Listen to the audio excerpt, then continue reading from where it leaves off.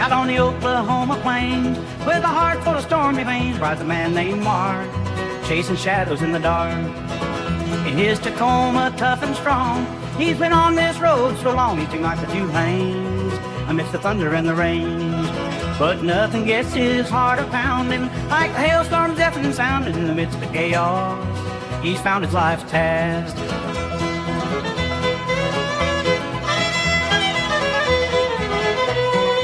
All right, everybody, welcome back to the second episode of the Hail Project podcast. Wow, last week we did it. We went out there. CJ helped me. I'll introduce him in a minute in case you're like, who is CJ? I thought it was Mark at HurricaneTrack. Well, that might be true, but I do have a great team of people behind me for hurricane season. And now we're getting into the other H word, and that is hail. And we studied hail up close and personal. It wasn't very big. We'll get into all that. But we did it. We went out for our first expedition late last week, that being like April 26th, 7th, 8th, something like that, 25th through the 28th, 2024. All right. So let me introduce the crew, at least in this particular episode. I have CJ Morgan. I met him in person in 2019 during a tropical storm. He's been a fan and a supporter of HurricaneTrack for several years. CJ, just tell us a little bit about yourself, please, where you hail from. See what I did there? Yeah. And then we'll introduce the guy at the bottom in just a minute. Absolutely. So I was born and raised in Pittsburgh, Pennsylvania. I went to Penn State to study meteorology. I didn't finish, but I ended up in 2015 moving down here to Sarasota County, Florida. And that's where I've been ever since. I really never paid attention to hurricanes until I moved here. I didn't need to. We were landlocked. But my passion was and always and still is severe weather. Severe weather. Matt can attest. It's always been a passion of mine. I think we all kind of got bit by the twister bug back in, the late 90s, early 2000s, especially with storm chasers. And it just, I think really Twisters comes out later this year. I know. 2025, we're going to double it. Oh, I know. But I think what changed me really and what my focus was the 2011 super outbreak. And I know there's a lot of folks that are millennials that were, in high school going into college. That's really what I think pushed obviously as a kid seeing Hurricane Katrina, reading the 05 season is what in 04, because my grandparents have lived here in Sarasota County since 2002. That was their first real hurricane season. So that's where I got nipped with the weather bug. And it doesn't leave you. And no, it doesn't. And most people know my story. So let's move down to, we need 8 people. Then it can be like the Brady Bunch. But anyway, one day we'll have a full panel. So Matt Harding, you're in one of my favorite areas of the country. Spoiler alert, before I let you introduce yourself. Wichita, Kansas. CJ and I were just there.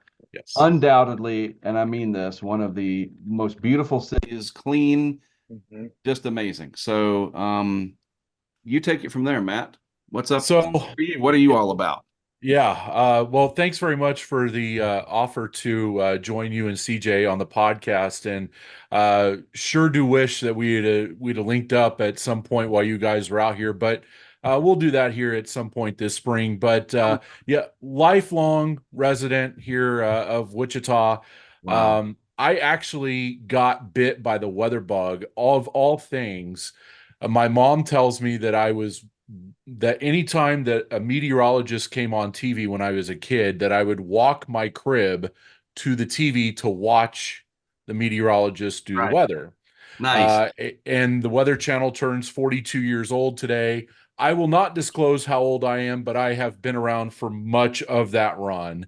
And it was people like Jim Cantori and Mike Seidel and on down the line who got me into weather. The Andover tornado in 1991 did it, and I stayed up for Hurricane Andrew when it made landfall in Miami in 1992. So the weather bug has been with me for a long time, and as you guys both said, it doesn't ever leave you. Right. I actually worked in a local weather service office here for about a year and a half, and worked with the amazing crew at National Weather Service Wichita about 10 years ago, and was going to school for meteorology, and much like CJ, My story is I got tripped up by the math. Could understand the physics, but just couldn't put the math with it. So went to school for communications at Wichita State, and here we are. So yeah, Huge, it's because communication is such a big part of this. Mhm. You Yeah. can know the meteorology and the math and the physics and all of that, but if you're not a good communicator, it doesn't do you very well. And it's just interesting, all the different people. I bet this story is very familiar. You know, we don't have millions of people listening or watching this podcast, but millions of people are into the weather. Hence, we have the Weather Channel. It's been around, like I said, 42 years now. We have Fox Weather that's come on the scene almost 2 years old now, growing rapidly. The need for weather, and certainly we know on weather Twitter, that's a thing. So weather is a big part of all of our lives. All Yes. right. And So there is an art, having worked in local radio and having to um couch the weather geekdom for the communication aspect of it.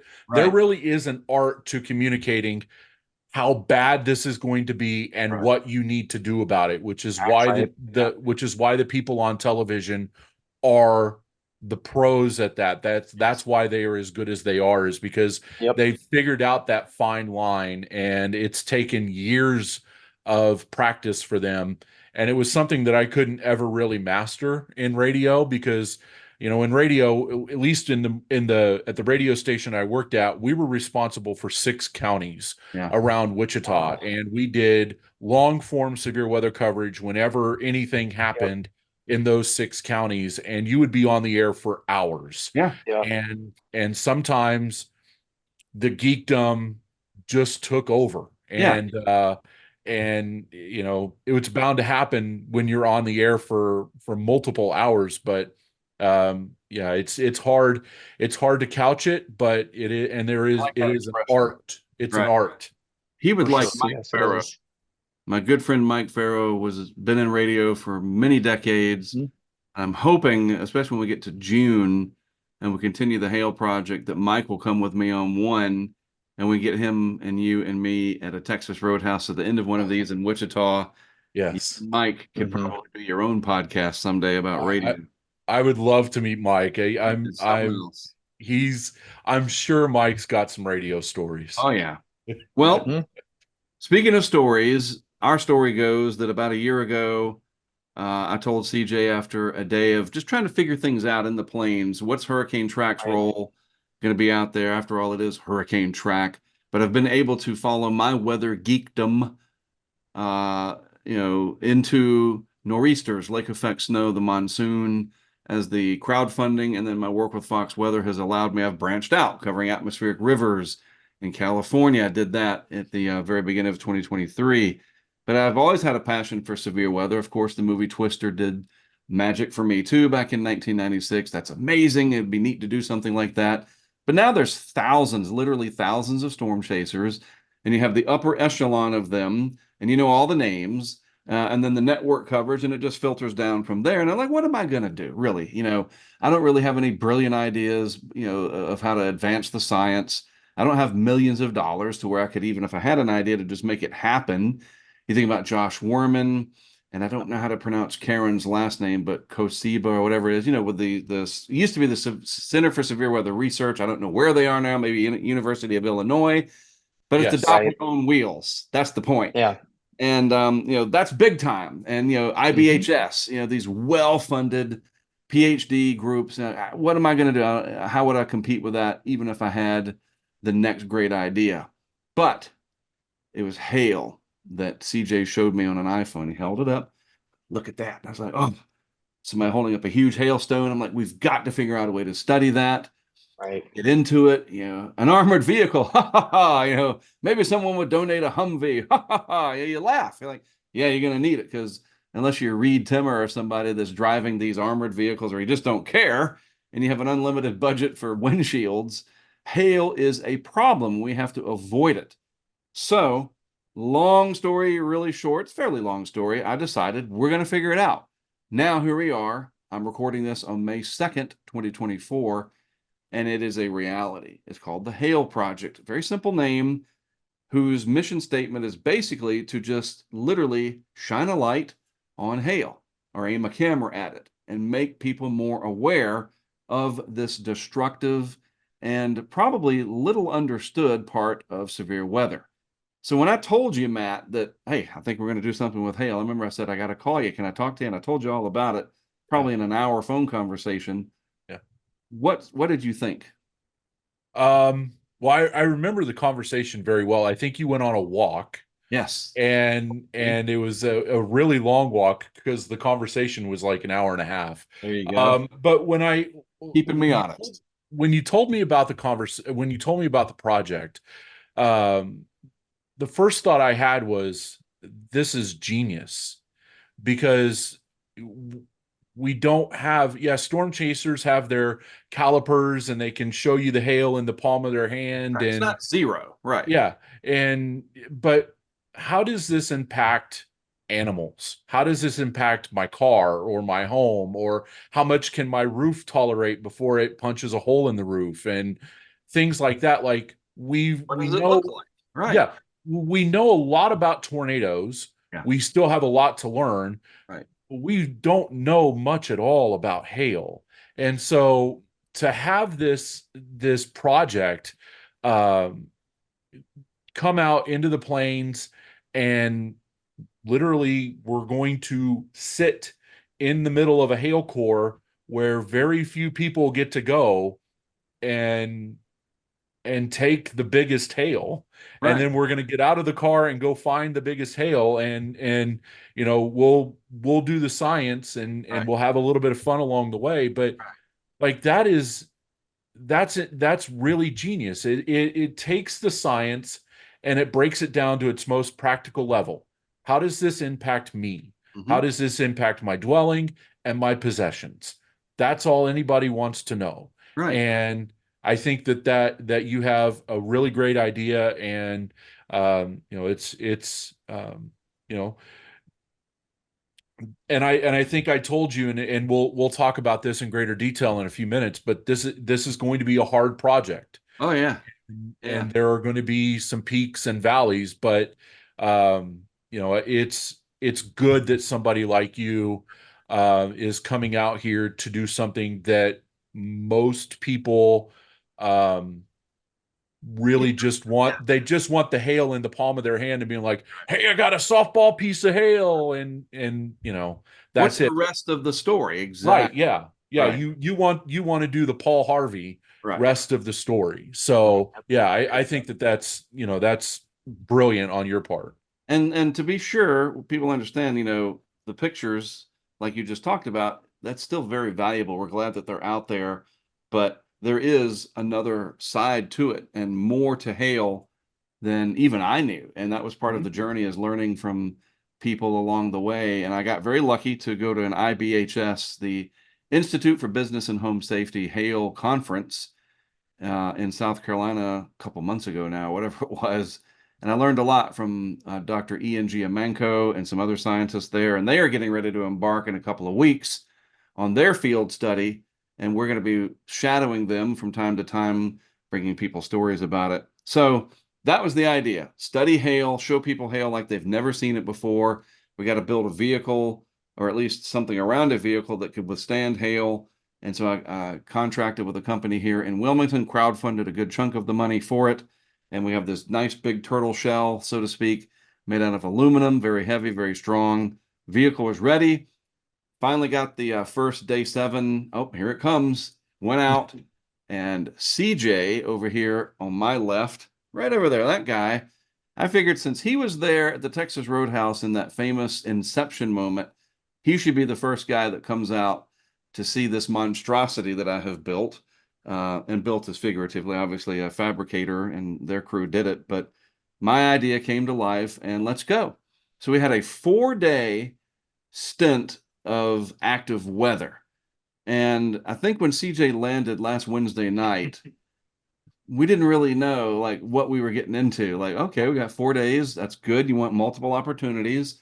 Hopefully people don't get hurt. Lives are at stake. And we take that part very seriously, but we're there. It's exciting to break some new ground, and maybe we'll learn something. So we're looking ahead at everything. Thursday, the first day, was in western Kansas, down through western Oklahoma into Texas as a large enhanced, but then it became bimodal.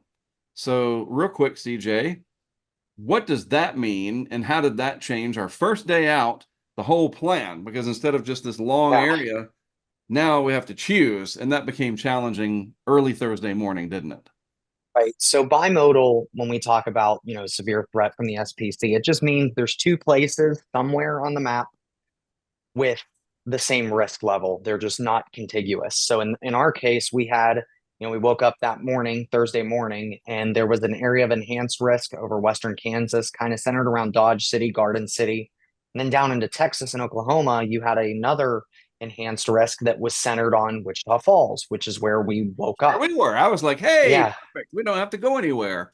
And then you read into the model, you read Right. into the forecast and you looked at the modeling, and then we realized, well, Right. these storms aren't even going to initiate until almost midnight. So On the we southern knew edge. the next day. Yeah, we knew the next day we wanted to be up towards, Topeka or Kansas City or even up to Omaha. We thought about it and said, well, if we're going to go get anything, we might as well get up to Kansas. So we decided to drive the 7 hours to Dodge City, Kansas. Yeah. And in the interest of brevity, because we're all busy and we can't make Right. it 2 hours this time around, we're going to shorten things a little bit. We did just that. Took off. I had a couple of hits I needed to do with Fox Weather, which I always enjoy doing. I really appreciated the fact that they let me sort of set the story up, and they would run some B-roll talking about this national effort, especially from IBHS. They had some B-roll from some of their work. They put these things called distrometers out there that measures all kinds of stuff, not just hail. It's amazing the different pieces of instrumentation that can be put in these storms. Tim Samaras, the late Tim Samaras, did that with tornadoes, right? Mm-hmm. So there's a big effort to study hail, but not a lot of people know about that. Yet it was $60 billion of insured losses just last year. So that was exciting that Fox was shining that light. Like I said, I wanted to literally shine a light on it, and they were doing that for their audience. So CJ and I take off. We spent a lot of time driving, and we learned some things along the way. Oh, the gas mileage on the Tacoma is now way less by about a quarter, maybe more. I don't know. It was like, geez, because I've got this big heavy thing on there. We had Tailwinds, man, they always help. we had the bin up on top. Yeah, the tailwind. We had this plastic bin that was on top that we later took off, and that made the gas mileage better.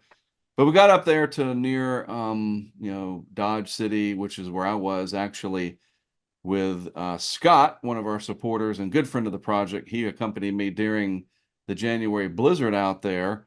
And I was like, hey, CJ, I know this area, man. This is a piece of cake. It's a grid, it's stair stepping, and no problem. Mm-hmm. Yet the distances are still great. I mean, they are. Mm-hmm. You might know Kansas, and I've been out there enough to know Kansas, but you still got to get there. And I don't drive like a bat out of hell. I just don't. And, call me boomer or whatever, which is inaccurate because I was not a baby boomer, but my kids call me that. I'm one of the guys that's going to be usually about 5 under. That's just me. I think it's just less kinetic energy should something go wrong. That's just the way I look at it. So we're a little bit behind the 8 ball. We got there and we saw the storms dying. Now, back to Matt. That happens sometimes, doesn't it? Yes. So what happened was it was Monday night. The previous Monday night, we had gone out there. My chase partner and I had gone out there, and it was a just-in-time moisture situation. And the moisture was there, the energy was late. This time, the moisture was there, and again, the energy was late. So you guys, and I believe CJ and I had this conversation Thursday morning, and it's why I chose to stay home that day. The energy wasn't going to arrive on time, and for everybody who's listening who hasn't really been out here to this part of the world before, this is a dance. Yeah. The moisture has to be there first, and the energy, the upper energy, has to be there just right on time, because if one thing is off, then the whole setup is ruined. So there's failure modes is what I've learned. yes. Yeah. Oh, yeah. Interesting terminology. Yeah. So in this instance, the failure mode was the upper air energy that you guys would see on Friday Right. was actually about 6 hours later than modeled. Gotcha. Right. Had that energy come out on time, then Western Kansas probably has a tornado outbreak, Right. but it didn't. Right. Right. And what did fire was anemic for the most part. There was some pretty big hail in Right. Leote, but we were late. And there was different reasons why. The distances Right. and my commitments with Fox slowed me down, but that's the way it goes. And Yep. we're learning. We're learning from this. Okay. And we're trying to get in front of them from a pretty far distance away. And yet, Right. had we stayed, how did you guys switch? That was weird. Had we stayed in uh on my end, now Matt's up in the left corner, but I anyway, didn't touch anything. that's strange. My Um, video came in and out, I gotcha. so that could be why. Had we stayed in Wichita Falls, as I recall, CJ, they got nothing that night anyway. So had I said, No. let's just stay here, then it's just a few hours to Wichita, we're good. We Right. still would have seen nothing and just wasted the day away. All things being equal, that might have been okay because we would have saved all that driving. Right. But you learn, and we learned some things about the mechanics of the vehicle, the mileage, how the noises are going to be, the rattling. Why is that rattling? Like, we got to figure all this stuff out. So Thursday was a 0, and that's fine. All right. So Friday, we did stay in Wichita Thursday night. We took the bin. It's this plastic bin. I took it off. It was Matt Clemens suggests, why don't you guys just take that thing off and put it out beside the truck to catch the hail, and you'll probably get better gas mileage. Oh yeah, that's a good idea. I overthought it. I was like, it should just be on top. Then all the hail will get in there. But then you got to climb up there and get it. I was like, come on, Mark. I just overthought it. So yes, we unbolted it. I think CJ did that Friday morning. It's just little wing nuts on there with washers. And the bin had a big wet quick dam in the bottom of it, so it's nice and heavy. And you put it beside the Tacoma, and the hail falls in there is the idea. And now you have your hail if it's big, and we measure it with the calipers and whatever. Easy. So Friday we get up, and what's the game plan for Friday at this point, CJ? Friday we woke up and things were looking good. For we woke up in Wichita. Things were looking really good for this would have been southeastern Nebraska, eastern Nebraska, western Iowa, northeastern Kansas, we had thought, and northwest Missouri. So basically the Kansas City metro up to Omaha was in either side of that line. And we started looking at the forecasting. Matt and I talked a few times about what we're going to do, because they kept trimming back that risk Right. from it was basically down near Topeka when we woke up, and by the time storms fired, it was basically right along that triple point of Missouri, Nebraska, and Kansas. And we were like, well, can we get there on time? I think we will. And we knew we wanted to come back to Wichita because we had to be in Oklahoma. That was the Yeah, goal. we always wanted to be ahead of it. Let me interrupt you real quick. So one of the things we did Thursday night is we had a chat with Clemens. Matt Clemens is our colleague from Parker, Colorado, near Denver. And we're already trying to take what we've learned and try to figure out how we go with that. And he said, obviously, but just reiterating it, let's try to be within 2 or 3 hours of stuff. None of this 7 nonsense. Yeah. Okay, that's fine. Because I'm used in hurricanes to, I'm used to driving 7 hours to get to Florida from North Carolina. To me, that's no deal. So that was the goal. And us being in Wichita, we would get out ahead of that line as it came through, or cells or whatever. That was the idea, is 3 or 4 hours tops that we're not chasing them, so to speak. Right. They come to us. Sorry to interrupt you, but that was you're good. But yeah, so that was our game plan. And as the day progressed, we knew we had to go further north and east. And at one point, I know, Mark, you and I were kind of questioning, well, there's really not much going on up there. Yeah. Should we go? Are we too late? And that was, like, Matt, yeah, me and Matt talked, and Matt was just like, you guys are committed. You've got to chase that. And good thing we did. We chased that northern target. So the forecasting was correct. We had our forecasting right. And that's one of the things I think that we really took away from this, is we have to be confident in our forecast. We can't jump around a lot. Right. And I think we did that right. Right. And so we got up to northwestern Missouri right out ahead of that line. And, you saw what it did in Omaha. You saw what it did in Iowa. Right. And we got a little piece of that in northwestern Missouri. Right. which was great. Yeah, we got our first intercept. I was Yep. very excited about it. I know it was about an inch hail, and everybody Mhm. watching was probably like, "Oh, look at the guy laughing and enjoying the 1 inch hail as if it's." Look, I get it. There's sometimes hail that's as big as my logo, but for me, the forecasting worked. It was my first time with this. I've Right. seen hail before, but this was absolutely on purpose, and it was just a Mhm. relief. Okay, at least we know how to get in front of these things. And we got about 1 inch hail, and the storms were still firing, and there was Yep. another one coming up that line, and this first one passed us. We got off, flipped around on I-29 and went back south Mhm. again, and then things got really interesting, didn't they? Oh yeah, they did. So we were coming down 29, and you could see this thing coming, and it really quickly spun up. These were mini supercells. They were not giant storms like you typically see out on the high plains. They were mini supercells, and you could see it coming. And because of the way that it came in front of us, we had the sun at our back, Right, perfectly angled because the way I-29 kind of goes northwest to southeast, right. or sorry, yeah, northwest to southeast in that part of Missouri. So we had a perfect alignment with the sun that really shone right onto that hail core and the Gosh, that was mesocyclone, amazing. Yep. and the refraction that you get off of those hailstones is just spectacular with the type of rainbows they can throw off. It was almost And blinding. It was yeah, overwhelming. it was very bright, probably one of the brightest rainbows I've ever seen, where it even had almost a tertiary rainbow, rather than just the secondary. Right. And then, we were surprised when we looked up and realized the mesocyclone with a funnel cloud was coming right across the interstate. Um, and we just happened to stop perfectly. And you could see the hailstones coming down out of the cloud. That's Yeah. something I've never seen You see before. them because the But I sun. even caught it on one of my photos that I took, which I didn't expect to either. It's just it was something that was probably one of the coolest supercells we've chased. And we Right. got the big motherships last year in New Sure. Mexico, but these mini supercells, which we have a lot of familiarity with, don't we, Mark, living in the Southeast? Right. We get them They're not constantly. quite as big. No, not even close. Let me ask Matt, why are they like that? Why are some huge, like those big motherships, as they're called, that we saw out in New Mexico? And there's plenty of pictures of them. And these were just smaller. They're still supercells. It's a rotating updraft. Is there a rhyme or reason to the size? So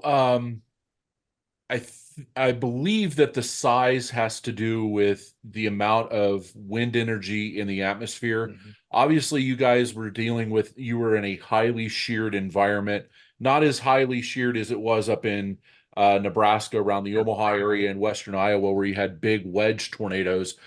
But it was still you still had you had mid 60 dew points, I believe. Mhm. Moist. High shear. Yep. So, uh, I think, especially when you get around upper level lows, you just tend to there's just enough Yep. cooling in the atmosphere there to limit the size of the supercells.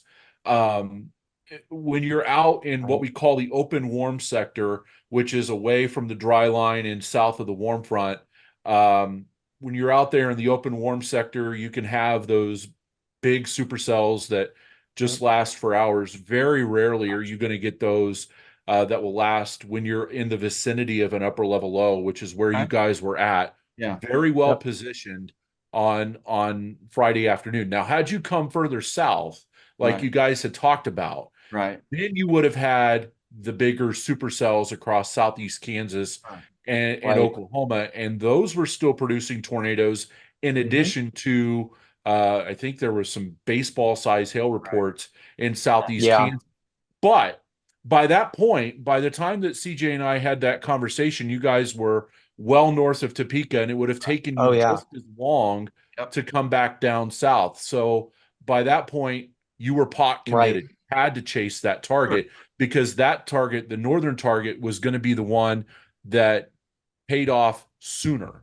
And there Yes. was just Yes. enough doubt about the southeast target, about southeast Kansas and northern Right. Oklahoma that I like I said, like I told CJ in the conversation, I just if it's me and I'm chasing today, I'm going up there where the upper level low is because of the Right. wraparound moisture and because that's the best wind energy and everything Right. like that. So you guys were in the best spot possible.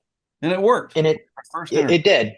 It We saw did. a It did tornado. work. Welcome It to did. didn't And it, and CJ? it's something that I had a little bit more experience with facing in the Southeast, at least in Florida. We get a lot of those high shear, low cape environments, which while cape wasn't low, it wasn't 5,000 joules per kilogram over Northwest Missouri. It was 1,000, 2,000 cape, which is that's enough. That's more than enough to get done what needed to get done. But those shear values, we were looking at 5 to 600 meters square per second squared shear up there. It was just it was like a Dixie Alley outbreak Right. translated northwest. Anything that goes up is going to rotate, and luckily Yep. the giant, massive winds, and it was a good, instead It of was. diving in, we were able to just kind of Yes. feet in the water, 1 inch plus hail. We saw a brief tornado in whatever county that was, and a beautiful sunset. And that Yes. was day two. Day two ended up with a good score, and the vehicle did great. We had a good dinner, and off we went back to Wichita, which was nice to Right. a few hours drive from KC down to Wichita. But Right. and then we got to Saturday, and everybody was anticipating Saturday for a lot of Right. reasons. And Saturday ended up being what we call a moderate risk, and hundreds of chasers descending into the region. We saw them, interacted with quite a few at different loves and whatnot. That'll happen from time to time. Matt, do you encounter chasers out there? And for the most part, it's a pretty good group of people, isn't it? Oh yeah. Yeah. They are out to everybody's out to do the same thing. There are some people who are out there to warn the public, whether you're emergency management or ham radio or media or whatever. And then there are some who are out there for the thrill seek, but everybody is out there to see a tornado, and that is Right. the one of the wonders of nature is to see I get it. something. Right. Sure. Yeah, see something spinning from the atmosphere down to the ground and doing that. Right. But man, there were challenges on Saturday. Yes. Oh my goodness. There was.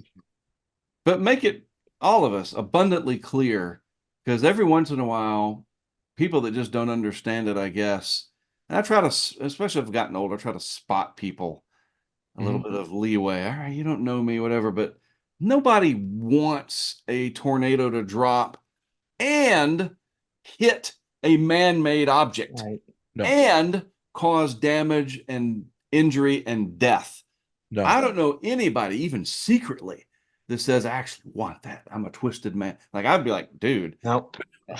No. I've never No. run into that. Not even secretly. Seriously, I want to make that very No. clear. And yeah. So there's that fine line of excitement that the atmosphere Right. do something that is as different as the weather on another planet. Yep. Yes, that is exciting, but some people do get really upset. And again, I try to empathize that, okay, you probably have your reasons, and start playing psychologist or whatever. Probably comes from my mom and dad. But when we get excited and we say it looks good and whatever, that's what we're talking about.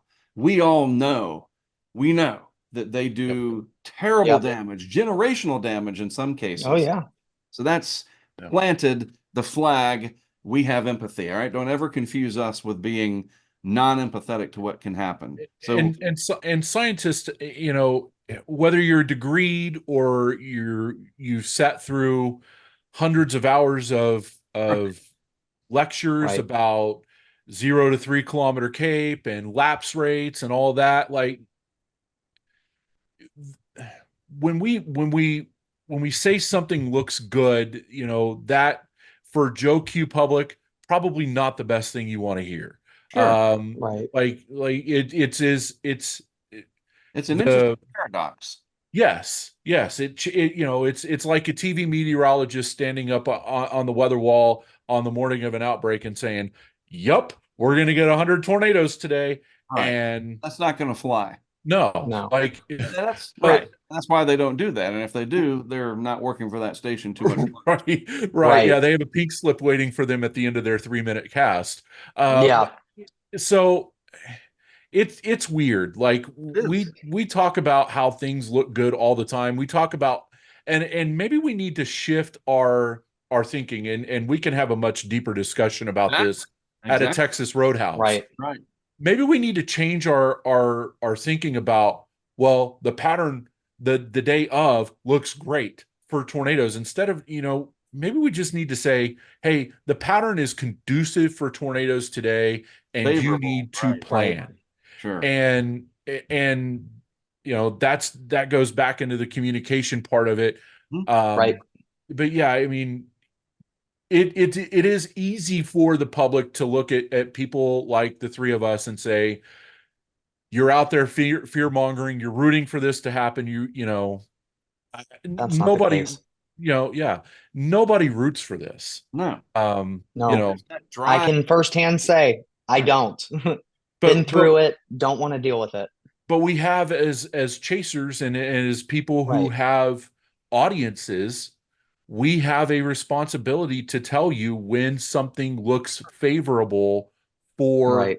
a tornado or a hurricane strike or something like that. Like, we have a responsibility to do that, because if we Yep. don't tell you, we just close the doors. And I think Mhm. the analogy, no oncologist is so excited to scan you hoping to find lung cancer. Right. But they are Right. very, very glad that they have the technology to spot it, and then they can tell you the bad news and what they're going to do about it. And in some Right. cases, more cases now than ever, they can not cure it, but you know what I'm going with this, that they don't just come in Right. and say, you have X disease and have a nice day, sorry, goodbye.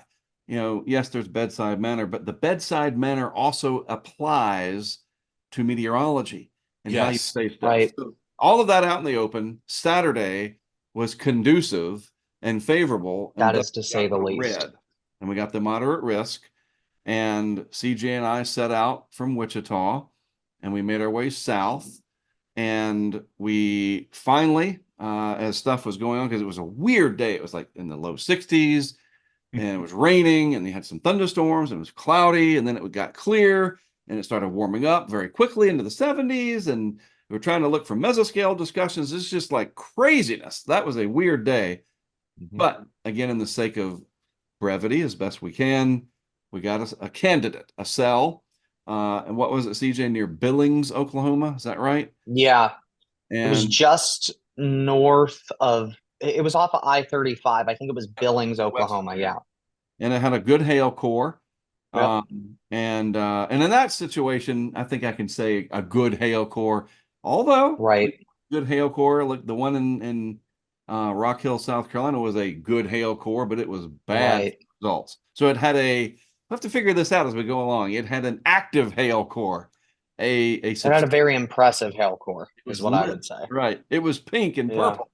Anyway, we positioned ourselves. It came over us, and we got bigger hail this time. Yep. Measured a little over 1.7 inches. We were out on a wheat field on a basically gravelish road. Mhm. Turbines in the distance, a lot of lightning, very heavy rain. Oh, yeah. And observed easily ping pong and maybe some golf balls as well. Right. Dents on the Tacoma hood, so it's officially broken in. Yep. And the rest of the day was pretty challenging. We saw a couple of It storms, was. could have gone tornadic. Hundreds of They chasers, did. literally hundreds. Yep. And I will say this, there's a lot of griping, you both know this, on weather Twitter, of everybody telling on everybody else for one thing or another. We were in the front of a very long line of chasers on whatever that highway was coming out of Kingfisher. Yep. And I was going right at the speed limit, maybe even two over. And I'm very precise about that. I remember these things. It's 65, and I was going 67. And 68. Yeah. Somewhere in not there. one chaser, and there was plenty of the dotted dash lines and lots of open highway, nobody passed us. And of all the complaining and all the telling on people and whatever, everybody around us was 100% perfect. And I mean that. Like, I'm not Well trying to, behaved, as but they say. well behaved. I was like, I didn't say that. Anyway, Anyway, speaking of Kingfisher, that is something that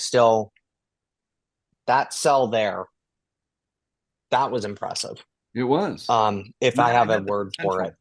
Had it That done looked its like, thing, they evacuated the EMS and oh fire yeah, thing out of that town. I have never seen that before. You ever seen that, Matt, in your chases where a tornado or a supercell is coming in a small town? You're not going to do it Wichita, but maybe. Who knows if you can? But literally, they brought all their fire and EMS a couple miles east All into. the apparatuses just came a couple miles east to where we were sitting, and Yeah. they sat there and watched. They were Right. watching to see if it Fingers dropped and crossed it that hit the town. please don't destroy my town. Right. Yeah, Yeah, and I don't recall seeing that. However, um, the last big tornado outbreak that we had out here on the plains was April 14th of 2012, and that day Kansas recorded 72 tornadoes in a 24-hour period, the most ever. right, Yeah. That night, my chase partner and I were going through the town of Hayesville, and the town was under imminent threat in Hayesville, south of Wichita. It's been hit back on right, the May 3rd outbreak of 1999. right, And there was we didn't see one piece of equipment out there. It was at 9:30 in the evening. The streets are eerily quiet, and we are bugging out of there. I will not tell you how fast we were going, Right. but it was excessively over 35 miles an hour. Sure. Uh, Yeah. um, that's but what we did coming one, there was not one cop, there was Nope. not one ambulance, fire rescue squad, nothing in that That town. left. They'd all bugged out. And I can understand why they do that. Oh yeah, you gotta have Given, ready yeah, and in case it's they needed. can't help you if they're not safe. Right. So there's that, and I remember, Mark, we pulled into that town and we stopped for a second. We put down the windows, and it was all you could hear was the harmonization of the tornado siren, and everything was just quiet. Yeah, it was very And eerie. that's where we kind of looked at each other and went, we should probably turn around. And I have never experienced that. The only time I've ever seen that, and I'm going to be very honest, where like there's no animals, there's no noise, it's just the tornado sirens, but sans tornado sirens, was before Ian hit, Interesting. when all the animals here disappeared. Wow. Like a day before. I had never seen that. I'd never experienced that before. But that was creepy. And it had that classic Oklahoma look, the deep gray black with the greenage and all of it, the red dirt roads. It looked like it was going to tornado in any second. And lucky for that And area, it didn't yeah, produce. it didn't. And now we know why. Because me and Mark were like, hitting each other on the head. Why are none of these producing? Mhm. They said, and now we know why, unfortunately. Later, it was another case of delayed trough ejection. But speaking of unfortunately, that came late Yeah, enough that it now became at night when the line which lit was up even more, yeah, southwest and Marietta and Sulphur took devastating hits. But we got an intercept of hail, Mhm. we did. and it was a little bit larger this time. Again, we probably observed golf balls on the ground. In some areas, it was very dense. And Yep. yeah, had a couple of different cells that looked like they could produce. But then eventually we were done for the day and headed south to Oklahoma City, Edmond area, had dinner.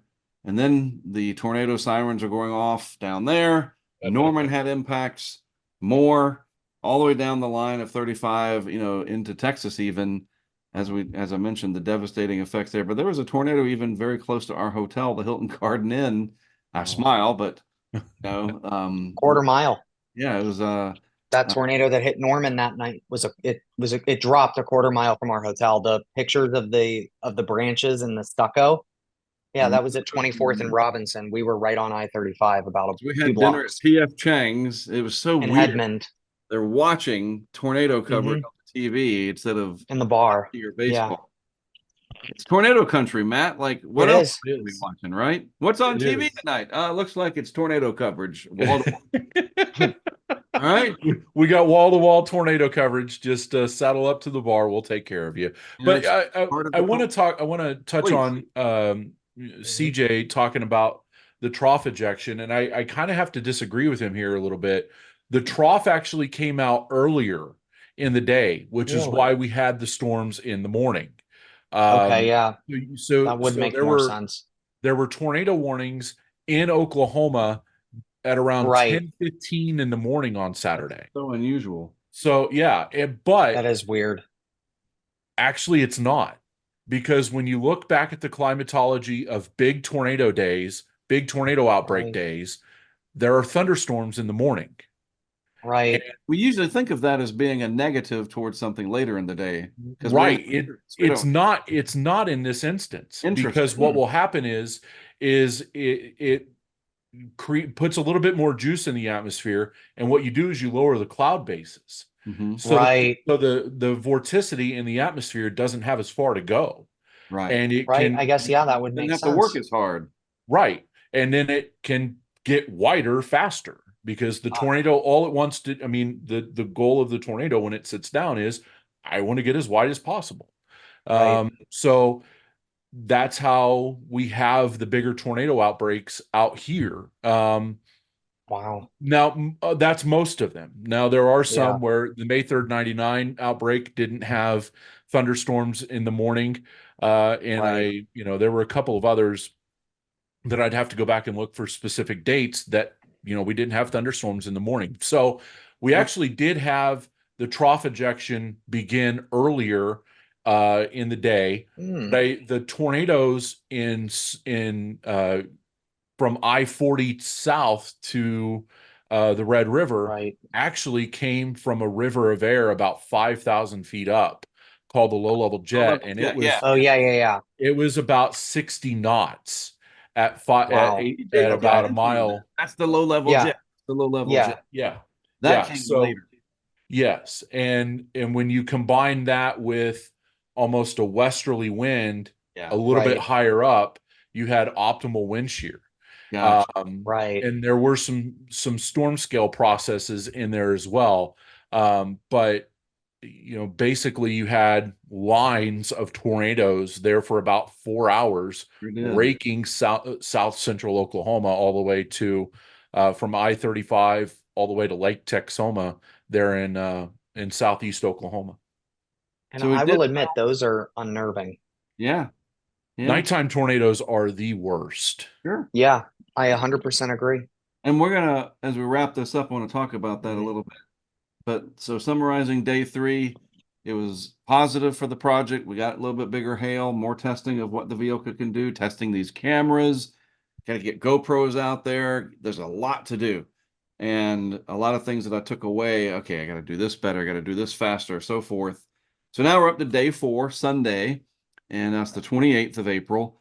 And CJ, was that an enhanced, I guess, down in the Piney Woods area? I think it was. Yeah, it was. It was an enhanced. So that would be our target area. So we leave Norman down Yep. 35. We got in a quagmire near Ardmore down towards Marietta from where the Yeah. tornado went through. And I have to say, that looked like somebody had a knife, a huge knife, and just That was a drill bit. through. It was a drill bit looking event, and we've all seen the social media Yeah. sensational video now of people that encountered it. We get into Texas, another line of these cells coming up, and I just felt like we were always against these lines instead of discrete supercells. But I don't even necessarily, I mean, yes, tornadoes are fascinating, but I'm wanting to study the hail, and I could do without the tornado threat because it's very nerve wracking. And CJ was Right. always where's the meso? I'm just looking at the base reflectivity. And I know there's the Ville product and all that, but I just want to see the Right. pink, the purples, simple, get in front of it, runs over us. But the hail core is usually to the north of the meso, right? And it's just like, gosh, can we just get a regular hailer, if that's a word, instead of these No, I darn told you this year. supercells? I Oh, told you this year was going to be the year we go out for hail and we're going to see a ton of tornadoes. yeah, and we joked about it that as soon as we're not Yeah. looking for tornadoes, we'll see them, and that's exactly what happened on Friday. But anyway, I digress. Mm. We get over towards Jacksonville, Texas. A cell comes up. It's got a nice hail core represented in the radar, but it's also got rotation. CJ's watching that. I'm trying to figure out the hail stuff. And then we learned about, and we'll touch upon this a little bit, everybody that's ever said, oh, man, you guys are crazy what you're doing. And sometimes it's just a term of endearment. And sometimes people literally think we're crazy. It's not the weather. And I'm not saying we're invincible. Never, never, never am I saying that. Right. But you know what I cannot see on radar scope, and I never have, is the guy that's going to turn in front of you on your own green light in his Dodge Ram. Yep. We almost bought the farm because somebody did that. And I mean, it scared us. Oh, I mean, he did. He ran his left turn signal. I think the storm, it was not a storm chaser. I think the storm spooked him. No. And he had sort of storm brain. We call it hurricane Right. in the Southeast. People just make mistakes because they're stressed and the storm's coming. And he turned right in front of us and he stopped abruptly as we kind of swerved off to the right. And the hood cam, boy, you see him coming. And then the rear cam we got lots of cameras on this Tacoma for the hail, but it records near misses. But that brings to the forefront that, man, it's not just the weather. It's, the potential of animals. And I'm beeping at CJ, I tell you, I'm beeping at birds in the road. Get out of the way. I don't want to run over the birds. Deer. We saw lots of deer. And then the people. And, and that's not even to mention the storm chasers, which I've really never had any problems with them. I've probably been out a dozen times in my life. But anyway, that was, got our adrenaline up. We were awake now because we almost got killed. But I said, we're good. We're good. We didn't hit him. It's okay. We pulled over. Okay. All right. Storm's coming. The hail's almost here. Let's just focus. Next play. Let's go. And he's like, all right. So we pulled into the skating rink parking lot. Dude, Matt, sky, it looked like the end of the world was coming, man. Lightning. Oh, dude, it was cranked up. And I was like, here comes the hail. Here comes the hail. And between scans, the radar, the hail core collapsed. And we got maybe. We got pea size. We got hail. We got 3 out of 4 days with hail, but it was not even big enough to measure. Yeah. We survived. Close. Yeah. Went back to Dallas, had a great dinner at one of our favorite places, and parted ways the next day. And we learned a lot. We learned chasing's hard, which I knew. Understatement, man. Different modes of storms. I got to learn about that. Don't go out trying to find hail on a big tornado outbreak day. Unless I want to just ditch the hail part and try to we've got a special, I don't want to call it probe because I still think that's Tim Samaras' term, honestly. We have a special camera box that we could put out in front of a tornado. We tried that at Kingfisher. We were ready. We were ready. That would have been, Matt, would have been the deployment. It would have been. We were right outside of town. It was coming straight for us. That would have been the perfect deployment. But we got it if we need it, right? Yeah. But the real hail stuff, that I'm after is typically later in May and into June, and and you get these random events, where you get a day where there's just a section of Texas that'll have big hail cores. The Front Range, Matt Clemens, he's going to be on a special episode of this podcast to talk about hail. The Hail Whisperer. Right. The hail summonser or something. Jeez, that guy. If that show title is not Matt Clemens Hates Hail, then we've done it wrong. Perfect. Yeah. Make a note. But we learned some valuable stuff. We're gonna make some modifications to the vehicle. It's a surprise. I want to show you. You'll see. And as this evolves, and whenever you watch this episode or listen to it and then watch it or whatever, because this is a video and audio podcast, you'll see what we're doing. Pretty ingenious, I think, to help. We got the big cover, but it doesn't keep all the hail off. And so we're still trying to work on it because we got hail that was about that big at the biggest. Right. And there's hail that's this big and then this big and then this big. Right, Matt? Like, you guys haven't seen diddly. Nope. Yep. And yeah, we're getting into the prime time of the year where hail is going to be the big ticket item. And that is especially the case as you get out into western Kansas and eastern Colorado. They have their climatological peak for large hailstorms is generally from Memorial Day to June 15th. So, hopefully the pattern holds. And so the idea is to continue to throw more cameras at these, show people what hail looks Right. like, how it does what it does, do some slow-mo work. And when IBHS goes out, Dr. Giamanco and his crew tell some stories about them on our site, on our social media, Right. and working with Fox Weather. Greg Nordstrom is going to go with me the next time. And I know, CJ, you were looking forward to that yourself because he is such, I mean, you just say the name Yeah. and, oh, awesome. He's very excited about it. Um, and I'm hoping to get Marcel to go. And like I That'd be said, Matt, awesome. maybe Mike Farrow can join me sometime in June. And then we wrap up probably after July 4th. And I do have a Yep. passport.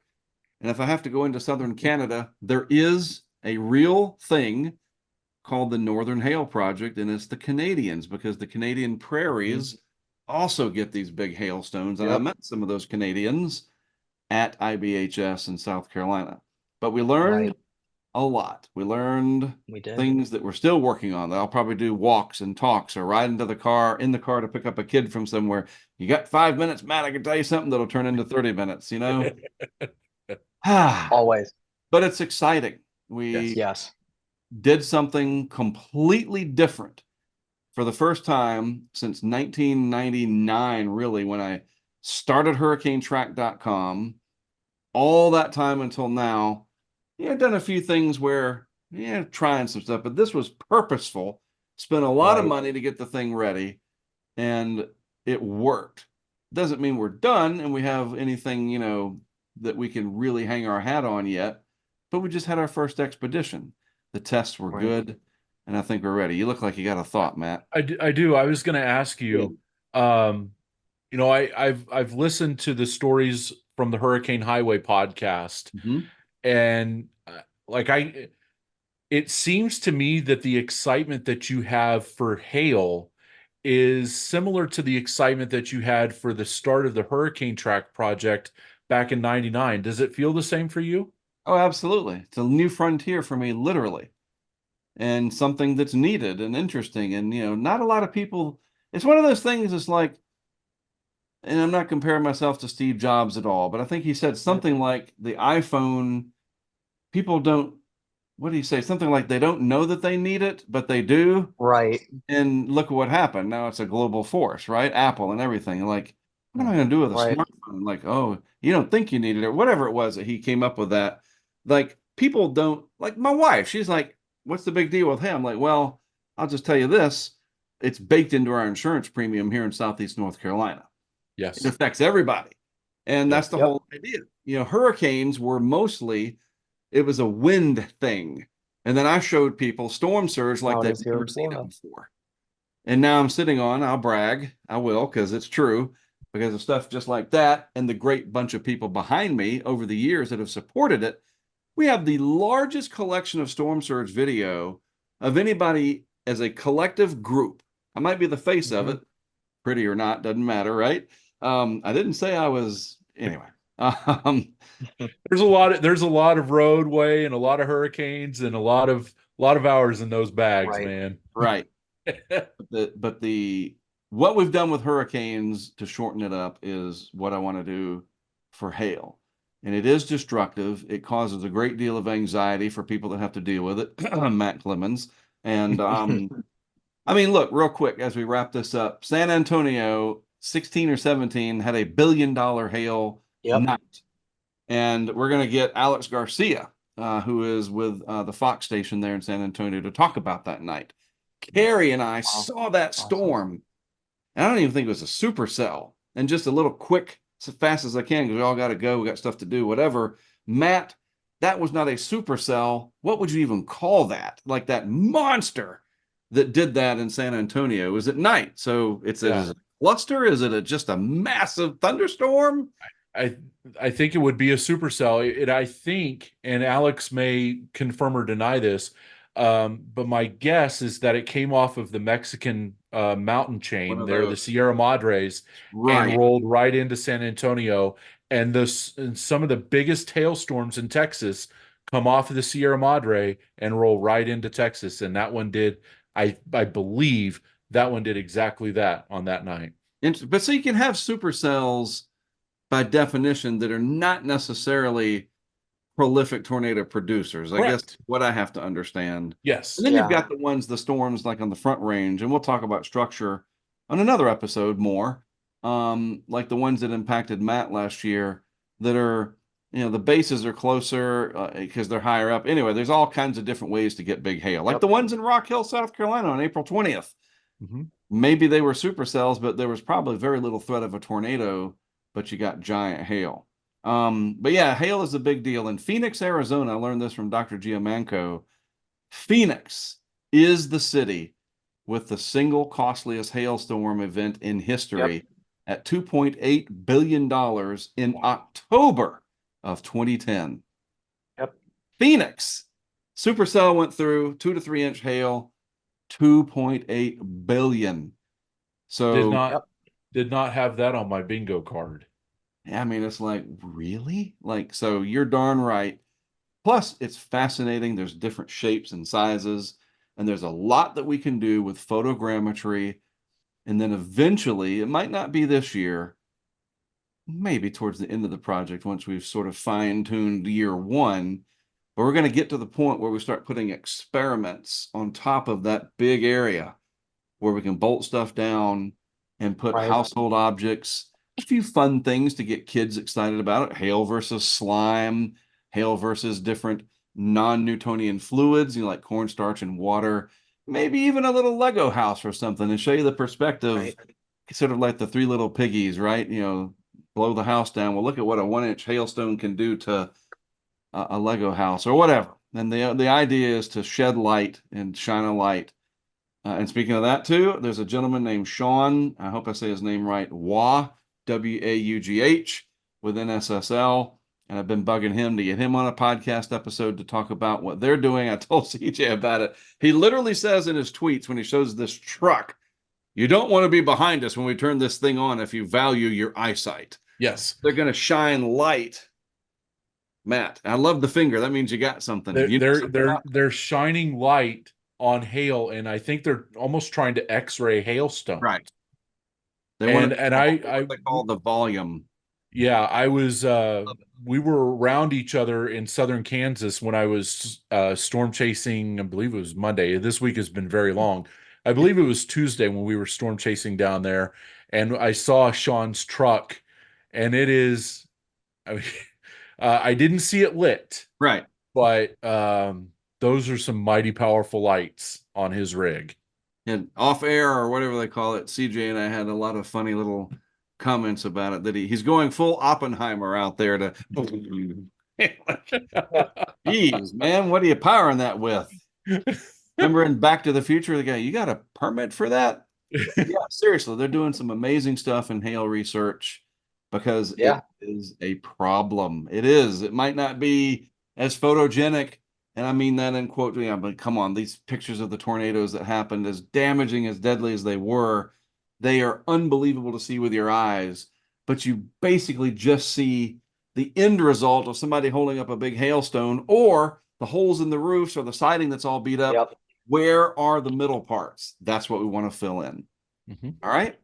And with that, we'll close this episode of the Hail Project podcast. I do appreciate you tuning in. I appreciate the support of everybody that has helped to make this possible. CJ, Matt, thanks for joining me tonight. We'll see you the next time around. I don't know what the topic will be. These are going to be random as I put all this together, but you bet we'll have a lot of more episodes to go. Probably 8 or 10 more, something like that, as we continue through year one of the Hail Project. I'm Mark Sudduth. We are HurricaneTrack.